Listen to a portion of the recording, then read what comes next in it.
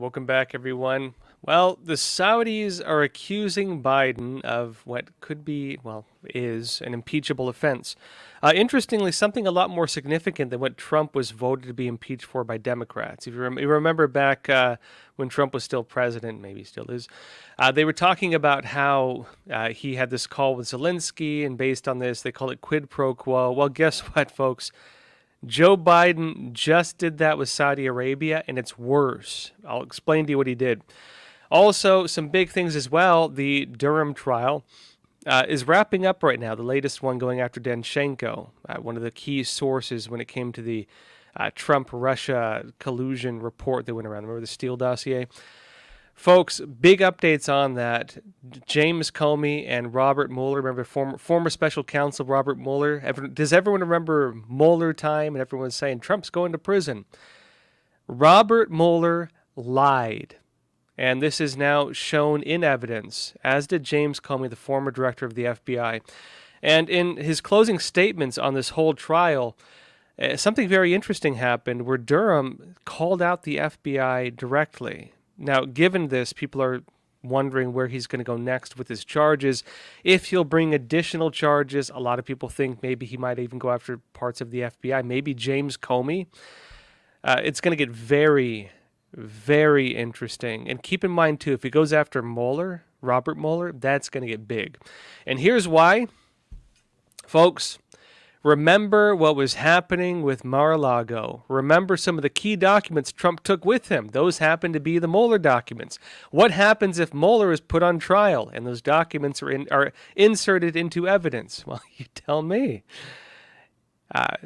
It means basically those documents that were deemed so sensitive that Trump had to get them are going to have to be weighed on whether they're actually classified or declassified. Trump did declassify them again in January of 2021.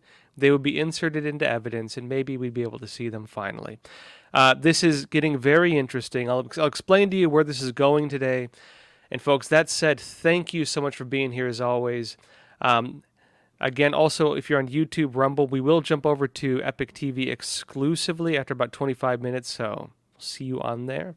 It's a lot we cannot talk about on YouTube. That said, let's jump into the first story. I want to talk about Saudi Arabia and, frankly, how they just accused Biden of something that Joe Biden could be impeached for.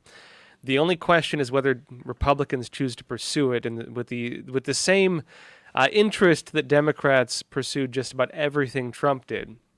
Remember, Trump was impeached, or at least voted to be impeached, for less than this. Let me explain.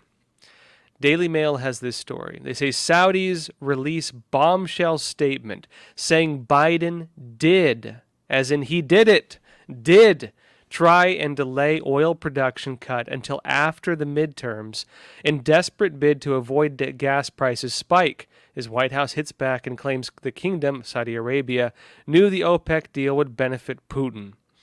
There they go with blaming Russia and everything else. Now it says here, a bombshell statement from Saudi Arabia states the Biden administration reached out and pleaded with them to delay the OPEC deal to cut oil production until after the midterms. In other words, the Democrats, Biden, they know that gas prices are going to go through the roof. They want to make sure those prices don't spike until after the elections. Because guess what? Democrats, based on all the polling they've been doing, in fact, New York Times just had a story on this. The polling, even from the New York Times poll, they found that Republicans are slated to win the midterm elections. Republicans have about 49% votes. Democrats have about 45% votes. And that's based on New York Times. And they're saying what they're finding, something very interesting. What they're finding is that people care a whole lot more about the economy than they do about January 6th, or they care about transgenderism or any other issue the Democrats are pushing. It's the economy. And guess what? One of the big things with the economy is those spiking oil prices. Biden unleashed, he opened up the strategic reserves, the things we need if we ever go to war, which actually it's looking like they're trying to put us in right now anyways. Opened up the strategic reserve, sends a bunch to China, to other countries, pours it out into the American system. We're losing it. Prices on oil go down. And guess what, folks? That is not sustainable. This fake suppression of oil prices, while they're not fixing any of their other policies, is a temporary fix. It's a Band-Aid on an oil spill. And he was going to Saudi Arabia and saying, hey, how about you delay this whole thing that's going to make prices spike in the United States? Saudi Arabia, because Biden was threatening them, Saudi Arabia decides to make it public, and they just exposed him, trying to manipulate pricing, doing quid pro quo against a foreign country, worse than what Trump did with Zelensky, right? Quid pro quo with another country, trying to suppress oil prices to give them brownie points for the election. This is a very obvious and on its face political move meant to win votes. And win votes in a way that is deceptive to the American voters because it's a temporary fix. And as soon as the elections are over, the green light was on to go ahead and go do it.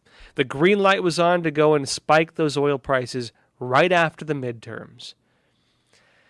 Now on this, Saudi Foreign Minister Prince Faisal bin Farhan Al Saud said Thursday morning that U.S. officials suggested postponing the decision to reduce output by 2 million barrels a day, 2 million barrels a day by a month until after November 8th. They're planning to strangle out the oil system, and they wanted to wait and hold that off until after the midterms. And that would be when millions of Americans will cast their ballots. On the note, too, briefly, too, I'll be doing a live election coverage. So those of you who are around on November 8th, you want to watch me for a few hours, talk about what's happening with the elections, be sure to tune in for that. November 8th, again, I will be doing a very long live broadcast with a few team members on the midterms. Further in this, though, it says, the kingdom, Saudi Arabia, also brushed off suggestions that it sided with Russia by insisting it took a principled position on the Ukraine war and said the OPEC decision was entirely based on economics, not politics. The White House responded furiously hours after the statement, claiming Saudi Arabia is, quote, trying to spin or reflect, and reiterated that Biden will reevaluate the relationship with the long-standing allies. Now, folks, Saudi Arabia is one of the few countries keeping the oil industry afloat right now because they strangled out everything else. Saudi Arabia was the country that Biden was going to asking if they could give us more oil supplies, and Macron from France was caught on tape whispering in his ear they're already at capacity, they can't do anymore. Saudi Arabia is a country the United States cannot afford to lose right now. But Biden is burning the bridge with Saudi Arabia and even wants to try to give some of the deals they were given to Saudi Arabia to Ukraine instead, moving missile systems in particular from Saudi Arabia to Ukraine. Keep in mind, Saudi Arabia was a very interesting close connection that Trump developed while he was president. Trump actually fixed a lot of relations with the Middle East, even negotiating some degree of peace between Israel and some of these Middle Eastern countries. An incredible move that I think a lot of us probably never thought we'd see before. Biden is burning that to the ground right now. It says Republicans responded to this by saying it was ridiculous for Biden to blame foreign countries on the hike in gas prices and urged him, Biden, to focus on domestic production. Again, he just won't let that thing go.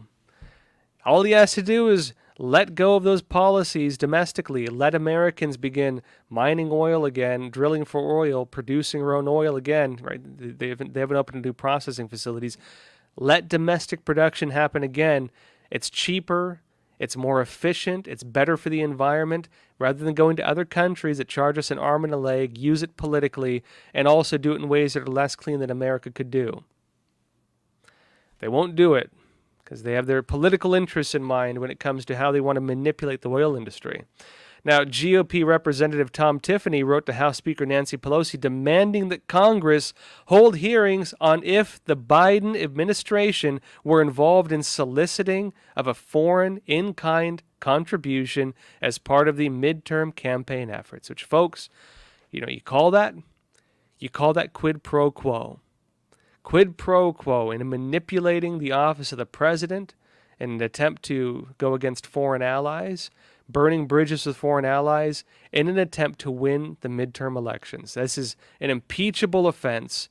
Biden could be impeached for this. We'll see if Republicans end up pursuing it as such. And folks, it's going to be interesting to watch. Now, before I go deeper into this, I want to show you some other stuff on this. We do have a sponsor today. Today's episode is brought to you by Secure. Over 155 million Americans are affected by data leaks in 2020. The average American had their personal data stolen about 4 times over the year. People get anxious because they can't protect their online data or activity. But now there's a new email and messenger app called Secure. That's Secur. That can give privacy and security for sending emails and messages. Secure does not rely on big tech like Amazon, Google, or Microsoft, which also means it's not subject to the Intrusive Cloud Act. Secure does not ask for your phone number, mine your data, or upload your contacts. It costs $5 for the messenger, $7 for the email, or $10 for the email and messenger package. And folks, you can visit secure.com today for a free 7-day trial, or use the promo code Joshua to get 25% off. And real big thanks out to Secure for sponsoring today's episode. And security becoming increasingly important when it comes to your communications. Folks, further in on this, Phyllis Schlafly's Eagles put out a statement on this, because I want to emphasize that there are a lot of groups now noting that Biden just did what the Democrats accused Trump of doing. And now they're going to be challenged. Do you have a double standard? Do you actually care about the things you claimed you cared about when Trump was president? Or was that purely about politics? Was it about nothing other than partisan political interest where you were manipulating information in an attempt to get rid of the guy you don't like? Well, that question right now is, right sitting on the doorstep of every Democrat in Congress, and they're being called out on it.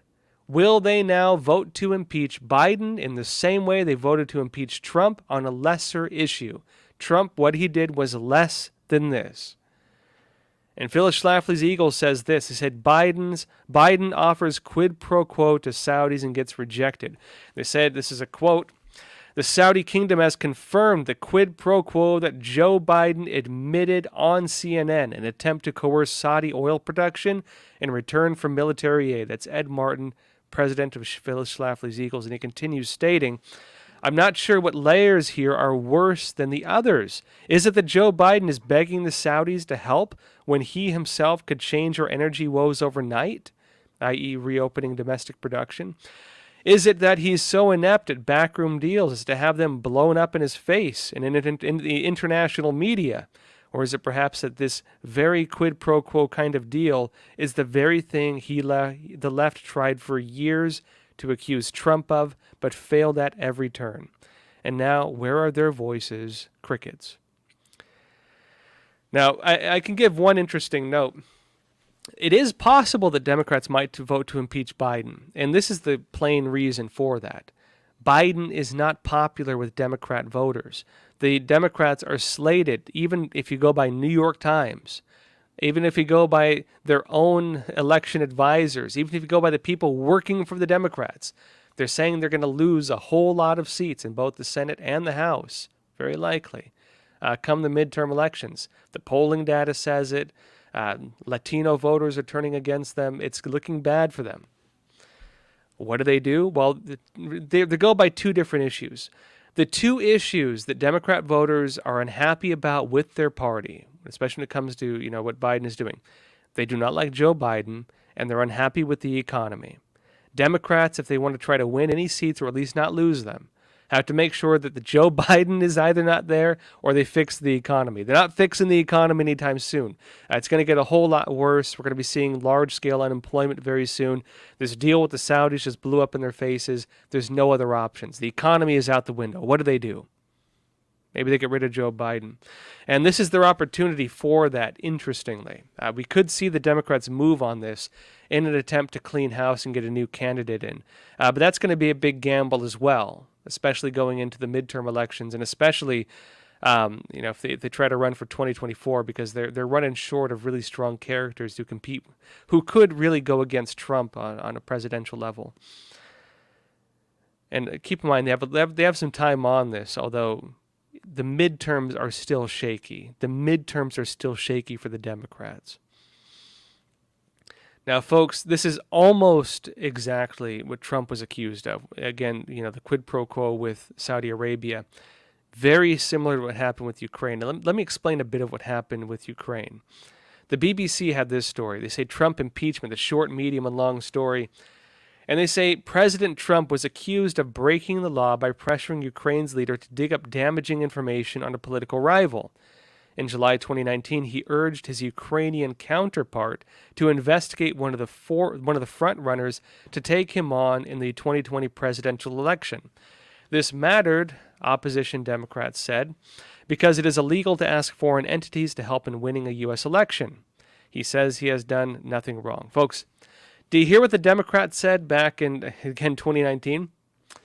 In 2019, the Democrats said it is illegal for a president. It is illegal to ask foreign entities to help in winning an election.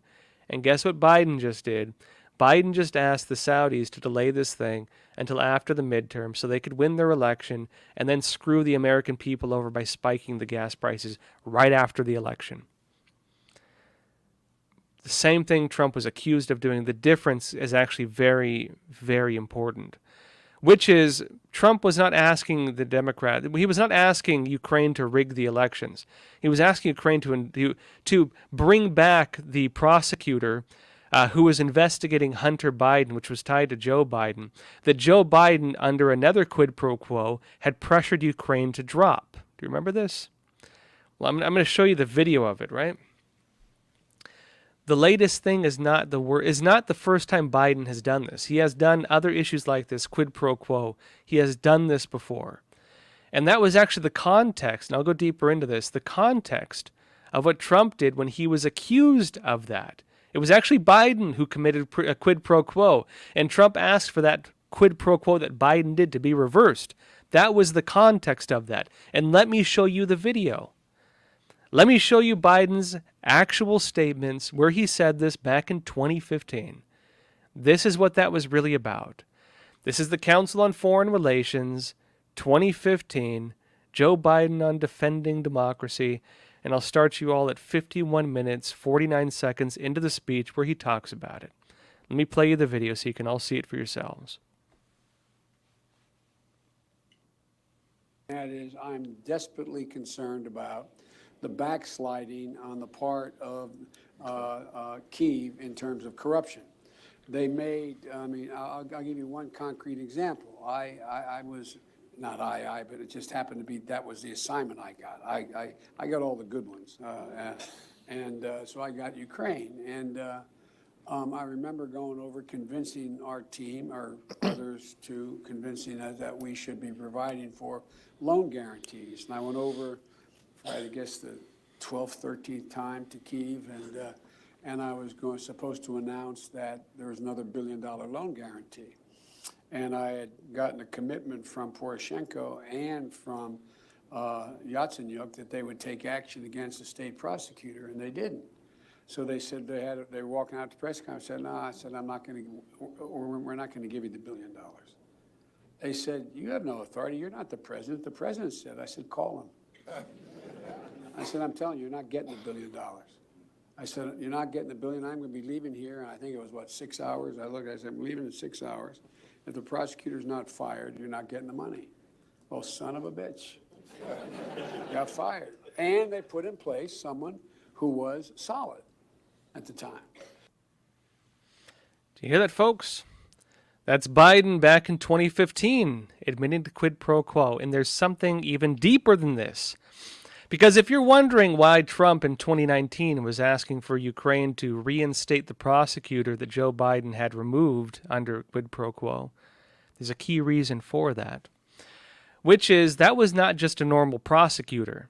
The prosecutor in Ukraine who Joe Biden had fired after threatening them to withhold money from them, it was come from the U.S. government, and got the guy fired, that prosecutor was looking into the company that Joe Biden's own son, Hunter Biden, was working for.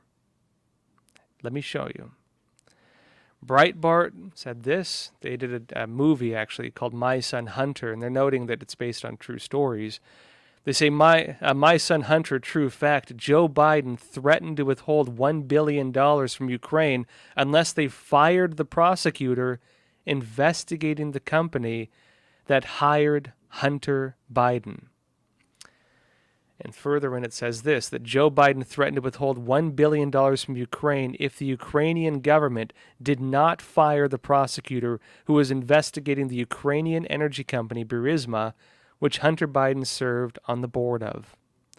Then Vice President Joe Biden pressed the Ukrainian government in 2015 to fire prosecutor Viktor Shokin, who was probing Burisma Holdings while Hunter was being paid over $80,000 a month to sit on the board. Biden threatened to withhold U.S. aid over the prosecutor's firing and boasted about the move during a 2018 appearance at the Council of Foreign Relations. So, again, Biden's actions were in 2015. Biden retold that in 2018. And in 2019, after Biden admitted it on record, Trump tried to have that prosecutor reinstated, who Biden admitted he committed quid pro quo against, to have removed. That was the context of it. Further, it states, according to documents retrieved from Hunter Biden's laptop from hell, Hunter Biden's laptop that was leaked to the public and first reported by the New York Post in 2020, Hunter Biden had introduced his associate at Burisma to his father less than a year before the vice president, Joe Biden, made the threat to the Ukrainian government. In other words, a year before Biden did that, committed quid pro quo in Ukraine, a year prior, Joe Biden had actually been introduced to this company, to, again, one of the heads of the company, that he knew Hunter was involved with by that point because Hunter introduced him to him. 1 year before Joe Biden did this. And it says, Dear Hunter, this was the actual message. It's a 2015 email from Burisma executive Vadim Pozharsky to Hunter. This VP at Burisma said, Dear Hunter, thank you for inviting me to D.C. and giving an opportunity to meet your father and spend some time together. It's really an honor and pleasure. I would say that what Joe Biden did in 2015 probably goes a bit beyond quid pro quo. That's a criminal act that would get a lot of people thrown in prison. And again, that was the context, that was the real context of Democrats trying to impeach Trump when he was still president. That was, again, the second time they tried doing it. The first time was based on just all the false, the fake Trump-Russia stuff that we're seeing come out now. That was the real context of it. Biden admitted to committing a crime. Biden was exposed in his involvement in a crime. Biden then committed quid pro quo to hide that crime and eliminate the investigation into that crime. Trump tried getting that reinstated and investigated. Trump was impeached or voted to be impeached for it. And now Biden is being accused, at least doing openly, a very similar act with Saudi Arabia. And we'll see what happens, folks. They could impeach Biden over this. They probably won't go back to Ukraine, but they could impeach Biden over what's happening with Saudi Arabia. And it is possible Democrats might even try to do it because I think they want to get rid of him at this point. He's not going to win them many elections. In fact, polling says the opposite.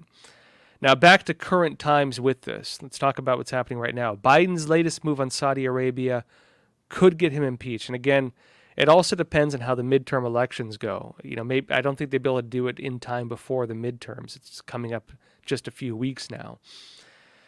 But Fox News says this. Say, Joe pro quo. Pam Bondi riffs Adam Schiff should switch parties to probe Biden Saudi oil tiff. It says President Biden is engaging in the same sort of politicking former President Donald Trump was impeached over, quid pro quo. Former Florida Attorney General Pam Bondi said on Wednesday.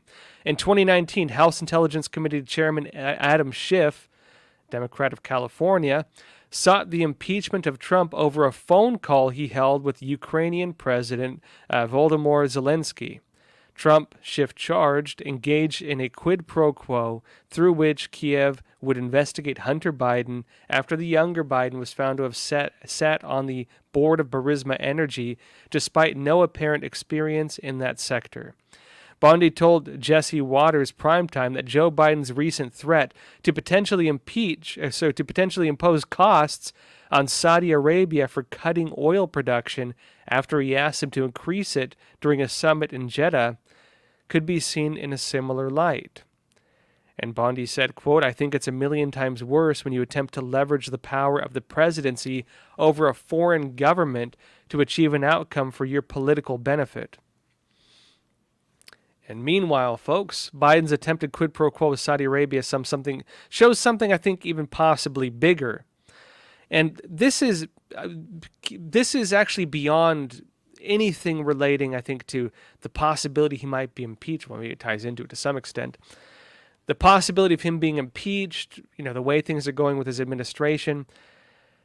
What this showed is Biden's administration is actively reducing oil production, right? They've been actively doing this. But this move shows they may have pushed that too far.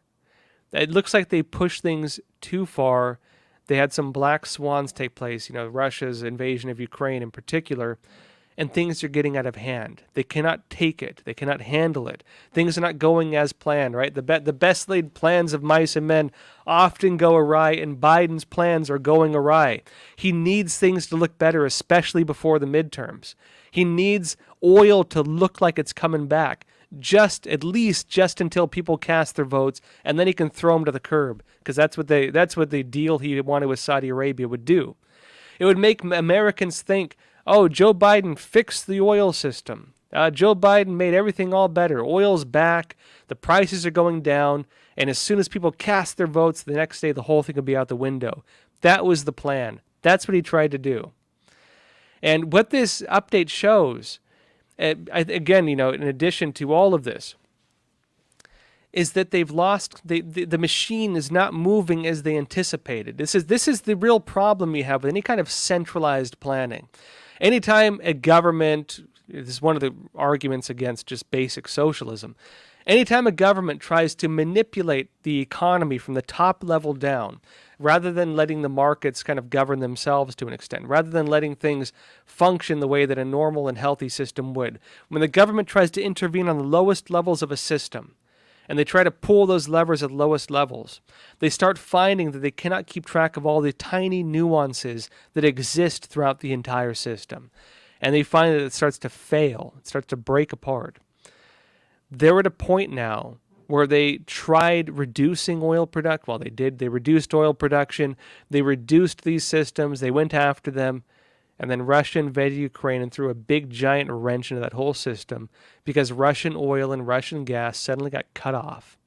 And when that got cut off, they were faced with a big problem of, well, do they side with Russia or Ukraine? They side with Ukraine, of course.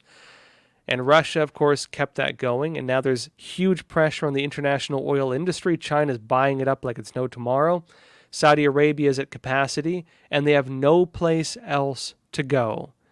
And as they have no place else to go, the pressure is increasing on the American voter, and the American voter is seemingly, based on polling even from the New York Times, stating that they care more about the economy than any other issue the Democrats are pushing right now, and they're going to vote them out unless that is fixed, and they have no way to fix it. That's what this shows.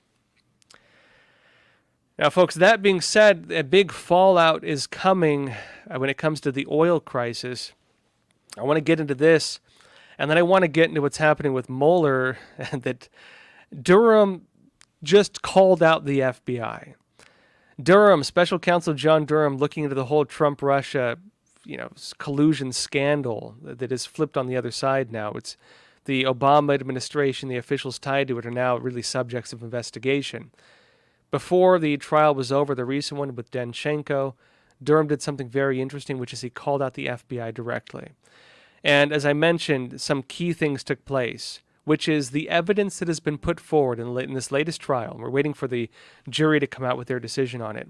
The evidence put forward in this incriminates James Comey, the former director of the FBI, and Robert Mueller, the former special counsel. Both of them now have been exposed as having lied. And this is going to be, we'll see if Durham pursues this any further. We don't know what he's going to do. His last statement suggested he's going to do something. but I'm going to be talking about this in a minute. Folks, that said, let's jump over exclusively to Epic TV. YouTube, they just don't like us very much, and so come breathe the fresh air of freedom and free speech, and come join us in our chat. I do an hour-and-a-half show, folks. Come, we have a question section. Come join us on Epic TV. We'll see you over there in a sec. But let me show you a trailer first. Truth Over News had a really good piece. It's Lancet Commissioner Head Jeffrey Sachs says COVID came from a lab and U.S. biotech was used to create it. Let me show you this trailer, then we'll jump over. Hi everyone, and welcome to Truth Over News.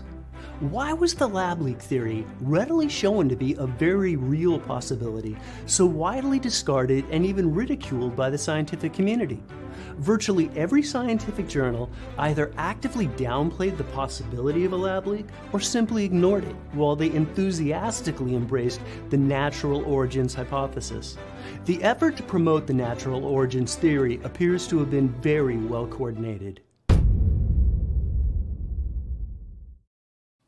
Now, I feel like I've heard this before. Right? Those of you who don't remember, I did a documentary way back at the very beginning of the pandemic, which you can actually find on Epic TV now. I think it's even on the homepage of Epic Times, investigating the origin of the Wuhan coronavirus. We did that at the very beginning of the pandemic. I think everything we've said in it has since been proven true. Check it out. I think I cover a lot of stuff in there that's still coming out really kind of in the mainstream right now. If you want to find out what's happening, where COVID started, and what the real information is. All right, folks, that said, let's jump over exclusive to Epic TV, and I will see you there. And folks, thank you for being here. Those of you curious also, today's tea is